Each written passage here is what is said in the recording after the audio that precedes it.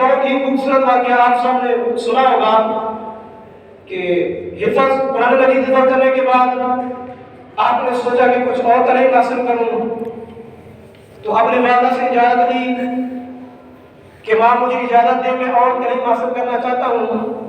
آپ کی والدہ نے اجازت دے دی۔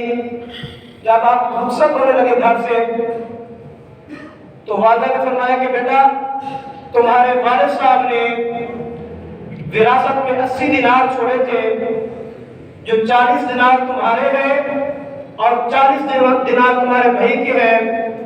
جو تمہارے 40 دینار ہیں وہ میں نے تمہاری قمیض کے اندر سی دیے ہیں تاکہ وہاں بغداد شریف کے جا کر تمہارے کام آئے گی، کوئی ضروریات کا سامان لے لینا۔ آپ فرماتے ہیں کہ جب ہم شہر سے باہر نکلے، ایک قافلے میں شامل ہوئے، قافلہ شہر سے باہر نکلا تو راستے میں لٹیرے پڑ گئے، ڈاکو پڑ گئے، ان سب نے یہ قافلہ لوٹ لیا۔ اور آپ فرماتے ہیں کہ جب میرے پاس آیا نا، ایک ڈاکو آیا میرے پاس آ کے کہنے لگا تمہارے پاس کیا ہے؟ میں نے کہا میرے پاس 40 دینار ہیں۔ اس نے آپ کی بات کا مذاق اڑاتے ہوئے آگے چلا گیا۔ پھر دوسرا ڈاکو آیا، آ کر کہنے لگا تمہارے پاس کیا ہے؟ حضور سیدنا حسین رحمۃ اللہ تعالیٰ عنہ فرماتے ہیں میں نے کہا میرے پاس 40 دینار ہیں۔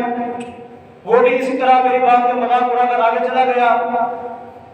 وہ دونوں اپنے سردار کے پاس گئے اور جا کر کہنے لگے ایک بچہ ہے، وہ کہتا ہے کہ میرے پاس 40 دینار ہیں۔ اس ڈاکو کا جو سردار تھا اس نے کہا اس بچے کو میرے پاس لے کے آؤ۔ جب حضور سیدنا حسین رحمۃ اللہ تعالیٰ علیہ کو اس کے پاس لے کے گئے تو اس ڈاکو کا جو سردار تھا اس نے کہا تمہارے پاس کیا ہے؟ حضور سیدنا حسین رحمۃ اللہ تعالیٰ علیہ نے فرمایا میرے پاس 40 دینار ہیں۔ وہ ڈاکو کہنے لگا تمہارے 40 دینار کہاں پہ ہیں؟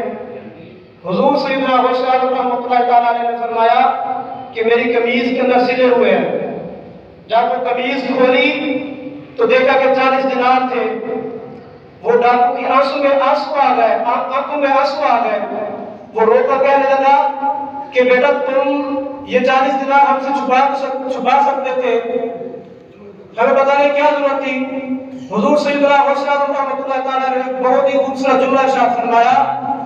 آپ نے کہا جب میں گھر سے نکلنے لگا تو میری والدہ نے مجھے یہ نصیحت کی تھی کہ بیٹا جیسے بھی حالات ہو جائے آپ نے کبھی جھوٹ نہیں بولنا۔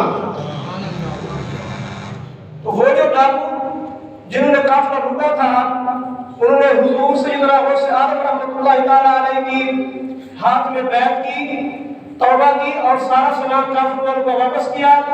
واپس کرنے کے بعد آپ کے ہاتھ میں بیعت کرتے ہوئے کلمے پڑھ کے مسلمان ہو گئے۔ تو ہمیں یہاں سے یہ سبق ملتا ہے کہ جیسے بھی حالات ہوں ہمیں جھوٹ نہیں بولنا چاہیے۔ دعا ہے کہ اللہ تبارک و تعالی جو کچھ میں نے بیان کیا اپنی بارگاہ میں قبول کرے اور ہم سب کو عمل کرنے کی توفیق عطا فرمائے اور سیدنا حسین رحمۃ اللہ تعالیٰ علیہ کی تعلیمات پر عمل کرنے کی توفیق عطا فرمائے۔ وآخر دعوانا الحمد للہ رب العالمین۔